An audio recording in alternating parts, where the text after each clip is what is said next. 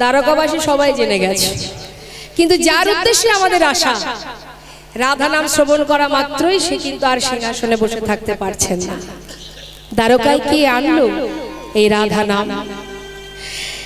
গোবিন্দ বিলম্ব না করে সিংহাসন ত্যাগ করে ছুটতে ছুটতে পথে এসে চিৎকার করে বলছে, ওগো কে শোনালো রে রাধা নাম, কে শোনালো রে রাধা নাম, কে শোনালো রে রাধা নাম, কে শোনালো রে। এই রাধা নাম কে শোনালো রে, কে শোনালো রে। রাধা নাম কে শোনালো রে, রাধা নাম কে শোনালো রে। যার নাম শুনে এ প্রাণ নাম শুনে প্রাণ আমার, যার নাম শুনে এ প্রাণ যার নাম শুনে এ প্রাণ আমার, আকুল কইল রে, কে শোনালো রে রাধা নাম, কে শোনালো রে রাধা নাম, কে শোনালো রে। সম্মুখে দাঁড়ালেন দেবর্ষী মণিবর। তুমি এসেছো, বৃন্দাবনবাসী কেমন আছে? মণিবর বলো, আমার বৃন্দাবনবাসী কেমন আছে? তারা কুশলে আছে তো? দেবর্ষী নারদ বললেন, হে মাধব, হে রাজন, তারা কেমন আছে সে কথা পরে বলবো। আজ তো আমার আপনাকে দেখে বড় কষ্ট হচ্ছে। আমাকে দেখে? হ্যাঁ, একটিবার ভেবে দেখুন মহারাজ, সবাইকে কাঁদিয়ে যে রাজা হয়ে আপনি বসে আছেন, আর কতদিন কতজনকে কাঁদিয়ে কত জনার কাছ থেকে আপনি অভিশাপ গ্রহণ করবেন মহারাজ? কত মায়ের অভিশাপ আপনার মাথায়। মহারাজ, আমি এসেছি আপনার বিহিত করার জন্য। যত অভিশাপ আপনার মাথায় আছে সেখান থেকে আপনাকে উদ্ধার হতে হবে। দেখুন মা, দেবর্ষী নারদ এই সুন্দর ব্যবস্থা কেন করছেন? যাতে বৃন্দাবনবাসী আসতে পারে, যাতে মা যশোমতী কে পায়, রাধারানী গোবিন্দকে পায়। বলছি কি অপরাধ? মনে আছে সেই কুরুক্ষেত্রের কথা? কত মা কেঁদেছে, কত মায়ের অভিশাপ, প্রত্যেকটি মায়ের চোখের জল যেটা কিনা আজ আপনার অভিশাপ হয়ে দাঁড়িয়েছে। আর এখান থেকে উদ্ধার হতে হবে রাজন। ভগবান বলেন, দেবর্ষী সব না হয় মানলাম, কিন্তু কিভাবে উদ্ধার হব? যজ্ঞ করুন মহারাজ। যজ্ঞ না করলে এই পাপ থেকে, এই অপরাধ থেকে আপনি মুক্তি পাবেন না। যজ্ঞ করতে হবে। হ্যাঁ, যজ্ঞ করতে হবে মহারাজ। যজ্ঞের নিয়মাবলী সবকিছু আমি বলে দেব, শুধু আপনাকে ব্যবস্থা করতে হবে। বেশ, কি করতে হবে দেবর্ষী আমায় বলে দাও। শোনো মহারাজ, ত্রেতায় রামে রাজা ছিল, অশ্বমের যজ্ঞ কইল। ত্রেতায় রামে রাজা ছিল, অশ্বমের যজ্ঞ কইল। রাজা ছিল, অশ্বমের যজ্ঞ কইল। দানব্রত যজ্ঞ হবে এবে, আর দানব্রত যজ্ঞ হবে এবে, দানব্রত যজ্ঞ হবে এবে। যে যজ্ঞ আপনি করবেন, এই যজ্ঞের মূল বিষয় হচ্ছে দানব্রত, অর্থাৎ দান করা। দান করতে হবে মহারাজ। হ্যাঁ, দানব্রত যজ্ঞ। হরে কৃষ্ণ মা, ওই যে তাকিয়ে আছে ওইদিকে, আমার দিকে তাকা। দান ধ্যান করেছেন কখনো? দান করেছেন? হ্যাঁ, আজকে কিন্তু দান করতে হবে, তবে দানের পিছনে যেন কৃপণতা না থাকে, ঠিক আছে? দান কোথায় করছেন সেটা আগে ভাববেন, তারপরে দান করবেন, কেমন? হ্যাঁ, মন দিয়ে শুনুন। তা দান করার নিয়মটা কি বলে দিচ্ছেন দেবর্ষী নারদ ভগবান কৃষ্ণকে। মহারাজ, দানের নিয়মটা বলে দিই, নিয়মাবলী আছে, যজ্ঞ করলে শুধু হবে না। যে জনা যা চাইবে হাসি মুখে দিতে হবে, যে জনা যা চাইবে হাসি মুখে দিতে হবে, যে জনা যা চাইবে হাসি মুখে দিতে হবে। দান করিবে হাসি মুখে, দান করিবে হাসি মুখে, মহারাজ দান করিবে হাসি মুখে। কৃপণতা করলে হবে। দান করতে গিয়ে মনে মনে ভাববো ভালোটা দিয়ে লাভ নেই, যেটা ফেলে রেখেছি, যেটা আমার প্রয়োজনে লাগে না সেটা দিয়ে আমি যদি মনে করি আমি উপকার করলাম একজনের, আমি ভালো কাজ করলাম, ভুল। দান করার সময় কৃপণতা করলে হবে না, যজ্ঞ করার সময় কৃপণতা করলে হবে না। যজ্ঞ করব, ভাববো যে না ভালোটা দেওয়ার দরকার নেই, মন্দটা দিই, এটা করলে হবে। হ্যাঁ, দান করতে গেলে মুক্ত হস্তে দান করতে হবে, কাউকে কিছু দিতে গেলে মুক্ত হস্তে দিতে হবে। তা বলছে যে জনা যা চাইবে হাসি মুখে দিতে হবে, হাসি মুখে দিতে হবে। কিছু দেবার পরে যদি মনটা মানে মুখটা শুকিয়ে যায়, ইস সবকিছু দিয়ে দিলাম, আফসোস করলে হবে না। অন্তর থেকে দিলে আফসোস হবে না, যদি মন থেকে না দেন তাহলেই তো আফসোস হবে। হ্যাঁ, তা এবার বলছে শোনো মহারাজ, দান করতে করতে যখন তোমার ভান্ডারে সব ফুরিয়ে যাবে, যেতেই পারে, তথাপিও তুমি মন খারাপ করতে পারবে না, তখন তোমার কি কাজ হবে? শোনো মহারাজ, বলে দিচ্ছেন মা দেবর্ষী নারদ। মহারাজ, সব শেষে দান দিয়া ভিক্ষার ঝুলি কাঁধে লইয়া, বিশেষ দান দিয়া ভিক্ষার ঝুলি কাঁধে, মহারাজ সবিশেষ দান দিয়া ভিক্ষার ঝুলি কাঁধে লইয়া। আসতে অনেকে দেখবেন দান করার পরে একটু মনে অহংকার আসে, আসে না মা? আমি যদি মনে করি কাউকে 100 বস্ত্র দান করলাম, কি 2000 বৈষ্ণব সেবা দিলাম, কি 50,000 টাকা ডোনেশন করলাম, এই ডোনেশন করার পরে যদি আমার মধ্যে একটা অহংকার আসে যে আমি এই দিয়েছি ওই দিয়েছি, তাহলেই কিন্তু বিপদ। জেনে রাখবেন, আপনি তো আপনারটা দেননি, দিয়েছেন। আপনি যেখান থেকে পেয়েছেন সেখানেই দান করছেন, বিনিময়ে কি হচ্ছে? আপনি পুণ্য অর্জন করছেন। দান না করলে তো পুণ্য অর্জন হবে না। কোনো ভিখারি আপনার দ্বারে আসলে আপনি ফিরিয়ে দিলে ক্ষতিকার আপনারই, কারণ ভিখারি যদি না থাকে, আপনার অনেক অর্থ আছে, দান করার জায়গা যদি না থাকে দানটা করবেন কোথায়? তা ভিখারি আছে বলেই আপনি দান করতে পারছেন, আর দান করার ফলে আপনার কি লাভ? না আপনি পুণ্য অর্জন করছেন, উপকারটা কিন্তু আপনারই হচ্ছে। যেমনটা দেন কাউকে ফিরিয়ে দিতে নেই, আপনার সামর্থ্য অনুযায়ী যতটুকু পারবেন দেবেন, তাতে পুণ্য কিন্তু আপনারই হবে। তাই ভিখারি আসলে, ভিখারি আছে বলেই আপনি পুণ্য অর্জন করতে পারছেন, দান করতে হবে। তা বলছি, দান দেওয়ার পরে যদি অহংকার আসে, আমি এটা দিয়েছি ওটা দিয়েছি, তিনি তোমাকে দিয়েছে তাই তুমি দিচ্ছ, কাকে দিচ্ছ? সেই ভগবানের সেবায় দিচ্ছ, তাহলে মালিক তো তিনি, তিনি তো মালিক, আমি তো শুধুমাত্র একজন ম্যানেজার, দেখাশোনা করছি, সময় হলে আমাকে এখান থেকে উঠে চলে যেতে হবে, আবার আর একজন মালিক হয়ে বসবে, তাহলে আমার তো কিছু নেই, তোমারটা তোমায় দেব প্রভু। তাহলে অহংকার করলে কি হবে? যে পুণ্যটুকু তুমি লাভ করবে বলে দান করেছো, সেটুকু কিন্তু আর পাওয়া হবে না, শূন্য হয়ে যাবে।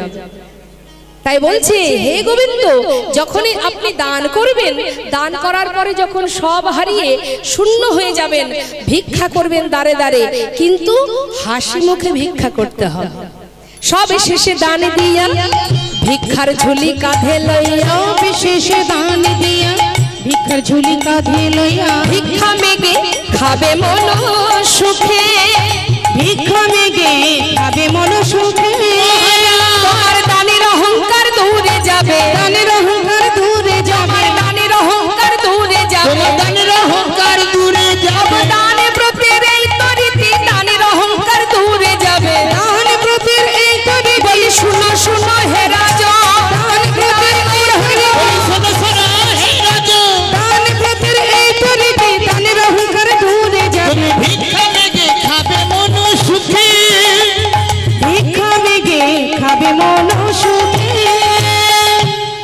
সমস্ত কিছু ব্যবস্থা শুরু হলো। ভগবান বললেন, তবে দেবর্ষি নিমন্ত্রণের ভার কে বা লবে? তাহা শুনি মোহন কয়, চিন্তা কেন দয়াময়, দেবর্ষিরে ভার দাও এবে। নিমন্ত্রণের দায়িত্বটা দেবর্ষির হাতে দিয়ে দাও, কারণ সে অলিগুলি সব চেনে, তার উপরে দায়িত্ব দেওয়া হোক। আর তার যে গাড়িটা আছে খুব সরু, তো সে সব জায়গায় চলে যেতে পারবে, অলি সরু গলি হলেও চলে যাবে বৃন্দাবনে, তাই না? তা বলছে যে নিমন্ত্রণের দায়িত্ব দেবর্ষিকে দিলেন, বিশ্বকর্মাকে বললেন যজ্ঞাগার তৈরি করো। হ্যাঁ, আর এদিকে নিমন্ত্রণ পত্র লিখলেন ভগবান কৃষ্ণচন্দ্র, স্বর্গমত্ত পাতাল সর্বত্র নিমন্ত্রণ পত্র দিলেন। দাদাকে বললেন, দাদা একটু দেখো তো পত্র ঠিক হলো কিনা লেখা। দাদা দেখছেন সর্বত্র পত্র লিখেছে, কিন্তু বৃন্দাবনবাসীর জন্য পত্র লিখেনি।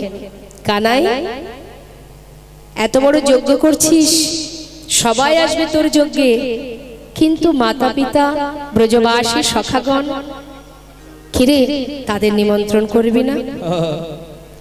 আচ্ছা, যেহেতু যজ্ঞ শুরু হবে, কিছুক্ষণ পর বৃন্দাবনবাসী সবাই আসবে, আপনারাও ব্রজবাসী এই মুহূর্তে বৃন্দাবন লীলা আস্বাদন করছেন। সেই জন্য আজ এই হরিবাসরের ভক্তবৃন্দ যারা আছেন, দায়িত্বে যারা আছেন, আজ আপনাদের কাছে ভিক্ষার ঝুলি নিয়ে যাচ্ছে। আপনারা কিন্তু ফিরিয়ে দেবেন না, আপনাদের সামর্থ্য অনুযায়ী যতটুকু পারবেন প্রভু সেবার জন্য, ভক্ত সেবার জন্য দান করবেন। যাচ্ছে মন্দিরের ভক্তবৃন্দ, ছোট ছোট বোনেরা যাচ্ছেন, দিদিরা যাচ্ছেন আপনাদের কাছে ভিক্ষার ঝুলি নিয়ে। আস্তে আস্তে বসুন বসুন বসুন। তবে দান করার সময় কৃপণতা করবেন না, কারণ আপনার কাছে কত আছে তিনি তো জানেন। কি মাথায় তো না জানে না তিনি? তিনি মনে মনে ভাববেন, হ্যাঁ রে, তুই তোর ব্যাগের মানি ব্যাগের মধ্যে কত আছে সে তো আমি দিয়েছি, হ্যাঁ তুই ভুলে গেলেও আমি তো ভুলিনি রে। তাহলে কৃপণতা করা যাবে না, কেমন? সবাই মিলে দান করব। আস্তে, কথা নয়, সবার কাছে যাবে, আস্তে আস্তে দান করবেন মা, আস্তে আস্তে। বেশ, তা এবার কি হচ্ছে, দেবর্ষি নারদ নিমন্ত্রণের পত্র নিয়ে যাচ্ছেন। ভগবান বলরাম বললেন, কানাই, মায়ের জন্য পিতার জন্য পত্র লিখবি না? বৃন্দাবনবাসীর জন্য পত্র লিখবি না? তাদেরকে যদি তুই নিমন্ত্রণ না করিস, তাহলে আমি তো সেই বৃন্দাবনবাসী, তাহলে তোর যজ্ঞে আমিও থাকবো না। দাদা, আমি জানি তুমি এমন কথা বলবে, কিন্তু দাদা, নিমন্ত্রণ করলে সবাই আসে, আর নিমন্ত্রণ না করে যদি কেউ আমার যজ্ঞে আসে, তবেই তো বুঝবো যে সেই প্রকৃত আমার নিজের জন। পত্র দিলে সবাই আসবে, আর পত্র দেওয়া হয় না কাদের? যারা ঘরের মানুষ, যারা কাছের মানুষ, তাদেরকে তো পত্র দেয় না, দেয় কারা? দূরের মানুষকে। তা দাদা, পত্র দিলে সবাই আসবে, পত্র না দিলে যে আসবে এই যজ্ঞে, আমি জানবো সেই আমার প্রকৃত আপনের জন্য। তাই গৌর হরি বল। তাই বলরাম বলছেন, কানাই, মায়ের জন্য অন্তত পত্র লেখ। বিলম্ব না করে গোবিন্দ বললেন, বেশ দাদা, তুমি বলছো যখন, তাহলে পত্র লিখবো। মা যশোমতীর জন্য পত্র লিখলেন, নন্দ মহারাজের জন্য পত্র লিখে দেবর্ষি নারদের হাতে দিলেন। যাত্রা করলেন নিমন্ত্রণ করবার জন্য। সর্বমত্ত পাতাল ত্রিভুবনে নিমন্ত্রণ হয়ে গেল। তারপরে শেষে গিয়ে পৌঁছালো বৃন্দাবনে। বৃন্দাবনে যখন পৌঁছানো মাত্রই মা নন্দ মহারাজ, মাতা যশোমতীর অঙ্গনে যখন প্রবেশ করেছে, হঠাৎ মা যশোমতী বলে উঠলেন, কে? চরণে রুনুঝুনু শব্দ শোনা যায়, তবে কি আমার গোপাল এলি বাবা? দেবর্ষি নারদ বলছেন, মা, আমি দেবর্ষি, তোমার গোপালের সন্ধান এনেছি আমি। মা, তুমি তোমার সন্তানের দেওয়া পত্রটা একবার দেখো। সে যজ্ঞ করছে প্রভাস নদীর তীরে, সেই যজ্ঞে সবাইকে নিমন্ত্রণ করেছে, তোমাকেও যেতে হবে। মা বলছে, দেবর্ষি, পত্রে কি লেখা আছে একবার শোনাবি আমায়? কেন মা, তুমি নিজেই পড়ে দেখো। জানিস দেবর্ষি, আমি না সন্তানের জন্য কাঁদতে কাঁদতে আমার দুটি চোখ, আমি যে অন্ধ হয়েছি রে, এই চোখে আর কিছু দেখতে পাই না। নয়নের মণি যদি হারিয়ে যায় সেই চোখে কি আর দেখা যায় বল? তুই একটিবার বল না বাবা, পত্রে কি লেখা আছে? মা, তোমার সন্তানের লেখা তারই করে লেখা। এই পত্র যদি তুমি নয়নে পরশ করো, আমার বিশ্বাস তোমার সন্তানের করকমলের পরশে নিশ্চয়ই তোমার দৃষ্টি আবার পুনরায় ফিরে পাবে। মায়ের হাতে পত্র দিয়ে, নন্দ মহারাজের হাতে পত্র দিয়ে গোটা বৃন্দাবনবাসীকে নিমন্ত্রণ করছেন। এদিকে হলো কি মা, শ্রীমতী রাধারানী আমার, তিনি তো কৃষ্ণ বিরহে কাতর। হঠাৎ ললিতা, বিশাখা, চিত্রা সবাই মিলে চিৎকার করে ডাকছে, রাধে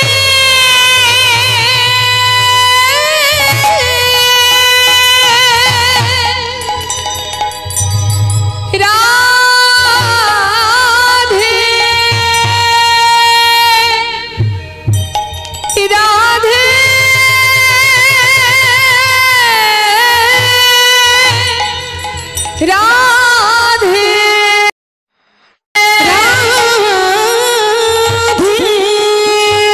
রাধে,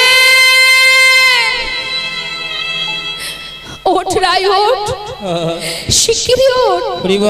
জানিস দ্বারকা থেকে দেবর্ষি এসেছে রে, তোর বধূ কেমন আছে সে খবর এনেছে। চল রায় চল, আমরা গিয়ে একবার শুনে আসি যে আমাদের গোবিন্দ, আমাদের কৃষ্ণ কেমন আছে। চল শিগগিরই চল। রাধারানী আমার ছুটতে ছুটতে দেবর্ষি নারদের কাছে এসে বলছে, মণিবর মণিবর, আমার বধূ কেমন আছে একটিবার বলো। দেবর্ষি নারদ বললেন, শান্ত হও, তারা সবাই কুশলে আছে, তবে এসেছি একটা শুভ খবর নিয়ে। শুভ খবর? হ্যাঁ শোনো, প্রভাসেতে যজ্ঞ করে কৃষ্ণ বলরাম। প্রভাসেতে যজ্ঞ করে কৃষ্ণ বলরাম। ওই না প্রভাসে, ওই প্রভাসেতে যজ্ঞ করে কৃষ্ণ বলরাম। সেই যজ্ঞের সংবাদ দিতে নারদ যে এলাম। সেই যজ্ঞের সংবাদ দিতে নারদ যে এলাম। যাও যাও প্রভাসের তীরে যাও, যাও যাও প্রভাসের তীরে তোমরা যাও যাও প্রভাসের তীরে যাও, যাও যাও প্রভাসের তীরে যাও। আর বিলম্ব করো না গো, যাও যাও প্রভাসের তীরে তুমি আর বিলম্ব করো না গো, যাও যাও প্রভাস তীরে যাও। সেই যজ্ঞের সংবাদ দিতে নারদ যে এলাম। আমি সেই যোগ্য সংবাদ দিতে নারদ যে এলাম। দেরি করো না, তোমরা শীঘ্র যাত্রা করো প্রভাসের তীরে। কৃষ্ণ বলরাম দুই ভাই মস্ত বড় যজ্ঞ করছে। খবর পাওয়া মাত্রই আনন্দ ধরছে না মা, মনের আনন্দে এবার কি করলেন, বৃন্দাবনবাসী যাত্রা করলেন। কিন্তু তার আগে কারা গেছে? স্বর্গমত্ত পাতাল সমস্ত ভক্ত আগে গেছে, লাস্টে খবর পেয়েছে বৃন্দাবনবাসী, আর শেষে খবর পেয়েছে বলে বৃন্দাবনবাসী যেতে কিন্তু দেরি হচ্ছে। এবার যেই না বৃন্দাবনবাসী যাত্রা করেছে বাবা, সমস্ত ভক্তবৃন্দ যাচ্ছে, রাধারানী মনস্থির করলেন এই বৃন্দাবনে আমি আর থাকবো না। কেন? যে বৃন্দাবনে আমার বধূ নেই সে দেশে আমি আর থাকবো না। তাই রাধারানী আমার সুন্দর করে পসরা সাজিয়ে সখী বেষ্টিত হয়ে ঘর থেকে যেই না বাইরে পা রেখেছে মা, যোগ্য বার্তা পে যাত্রা করিলেন রায়, আয় বালা গো। যোগ্য পাতা পিতাতা চলিলেন আয় বালাগো। যোগ্য বার্তা পে যাত্রা করিলেন রায়, আয় বালা গো। বাচ্চা পেয়ে যাত্রা চলিলেন রায়, আয় বালা গো। সখীগণ সঙ্গে চলে সহিত বড়া, সখীগণ সঙ্গে চলে সহিত বড়া।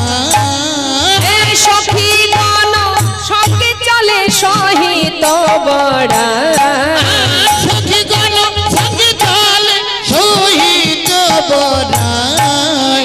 যোগ্য পাতা পে যাত্রা চলিলেন বালাগো। যোগ্যবার্তা পেয়ে যাত্রা করিলেন। যাত্রা করেছে যেই না, এমন সময় কোথায় ছিল ননদিনী কুটিলা। হরি বল। আচ্ছা মায়েদের কাছে জিজ্ঞাসা করি, কুটিলা কি শুধু বৃন্দাবনেই পাওয়া যায়? সব জায়গায় আছে না কুটিলা? শুধু যে বৃন্দাবনেই কুটিলা আছে তা কিন্তু নয়, সব জায়গায় আছে। কুটিলমতি যা, সেই তো কুটিলা। হ্যাঁ, কুটিলমতি কখনোই কারোর ভালো সইতে পারে না, সেই তো কুটিলমতি। তা কুটিলা সে যেই না শুনেছে যে বউ মাথায় সুন্দর করে পসরা সাজিয়ে চিরতরে ঘর থেকে যাত্রা করেছে, খবর পাওয়া মাত্র এবার কুটিলা এসে উপস্থিত। তখন কুটিলা কহে কুটিলে ওই রাখালেতে মন সপিলে, কুটিলা কহে কুটিলে রাখালেতে প্রাণ সপিলে, কুটিলা কহে কুটিলে ওই রাখালেতে মন সপিলে, কুটিলা কহে কুটিলে রাখালেতে মন সপিলে, চিরকাল তোর কলঙ্ক গেল ও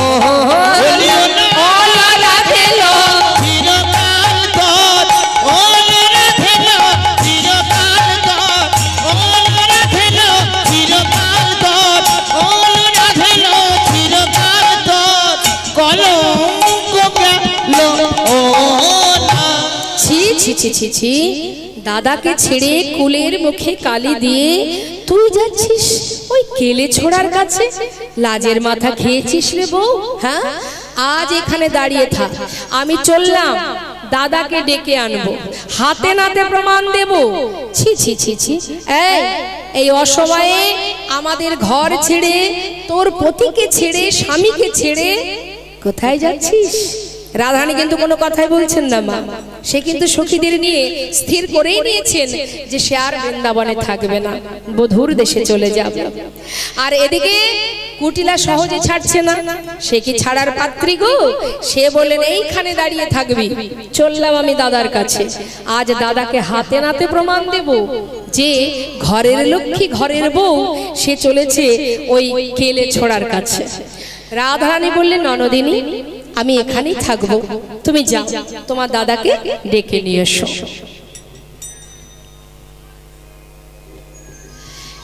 জনিতাই লীলা চলাকালীন কাউকে আসতে হবে না, যদি কারোর কিছু দেওয়ার মনোবাঞ্ছা থেকে থাকে লীলার শেষে অবশ্যই আপনারা আসবেন, আমি সবার কাছ থেকেই নেব, কিন্তু লীলা চলাকালীন কাউকে আসতে হবে না, কেমন?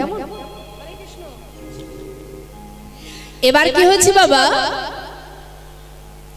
কুটিলা যাচ্ছেন কোথায়? দাদাকে ডাকতে।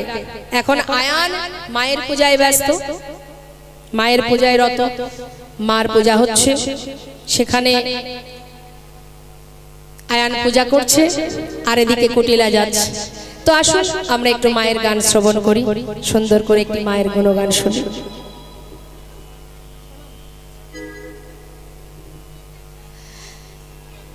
শ্যামা মা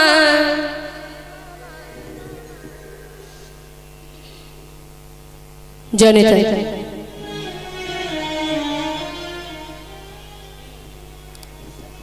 শ্যামা মা গয়ামা দেখি তোরে নয়ন ভরে, শ্যামা মা গয়ামা দেখি তোরে নয়ন ভরে, শ্যামা মা গয়ামা দেখি তোরে নয়ন ভরে, মগয়ামা দেখি তোরে নয়ন ভরে, মামা বলি ডাকব না মা,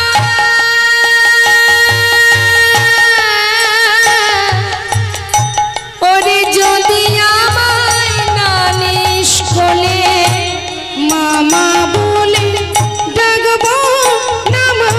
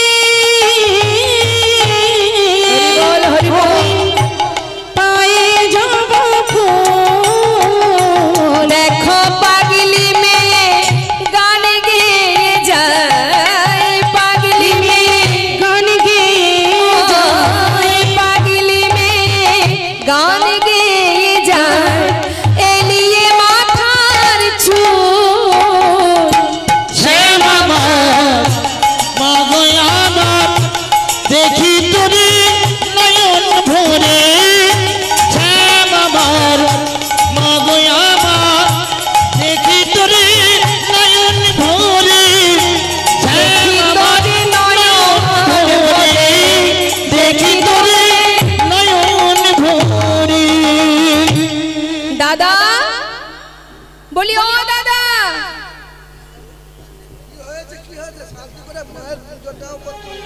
সারাদিন ওই মায়ের পূজা নিয়েই থাকো, এদিকে যে কি সর্বনাশ হতে চলেছে সেদিকে তো তোমার কোনো খেয়াল নেই। বলি মায়ের পূজা নিয়ে বসে থাকলে হবে? ঘরের লক্ষ্মী ঘরের বউ সে যে ঘর ছেড়ে চলে যাচ্ছে, একটু